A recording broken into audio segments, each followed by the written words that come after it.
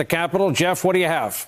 Hey, Brian. Well, first I can tell you that this serves as a reminder that Senate time is very much unlike actual time. We have exceeded the hard 5 minutes that Mitch McConnell said that this break would last. But in that time, you have White House Legislative Affairs Director Eric Hewland talking to us reporters, still not ruling out the potential for the White House to bring forward this motion to dismiss. They have until tomorrow at 9 a.m. Eastern. That's the deadline. And so they're holding that card in their back pocket.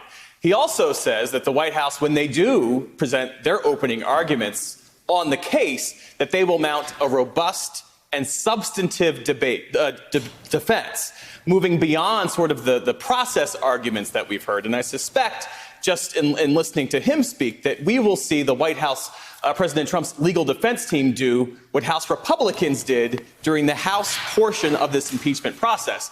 And that is, rather than look at all of the evidence in full in President Trump's alleged behavior, what they will do is separate out all of the key instances and events, and in certain cases, assign motivations to President Trump that in many cases belie the underlying evidence. And so, again, that's why you often hear President Trump say the call itself was perfect, devoid of all of the evidence that led up to the call and what came after it. So that is sort of the messaging that we're getting from the White House team as these proceedings stretch into what? We're coming up against midnight here, and we have not yet even had a debate yet on the floor in the actual resolution. And of course, that has to happen first before they can move to opening arguments in this case. Brian. How right you are, Jeff Bennett. Reminds me of something we should probably say hourly. We've never had the transcript of the call. We've received a summary of the call, which contains gaps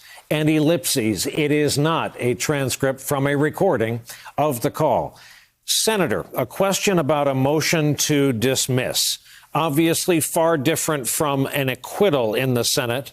But if you've got party line vote, 53-47, why not try it? I think because Mitch McConnell knows he doesn't have the votes to pass it right now. And I think that's what he's telling the president. We can't do a motion to dismiss because we don't have 51 votes.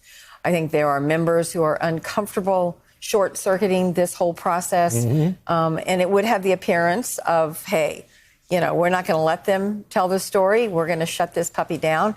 And, maybe that changes in the days to come.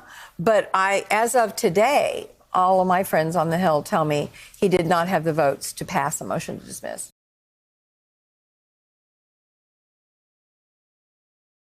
Hey there, I'm Chris Hayes from MSNBC. Thanks for watching MSNBC on YouTube. If you want to keep up to date with the videos we're putting out, you can click subscribe just below me or click over on this list to see lots of other great videos.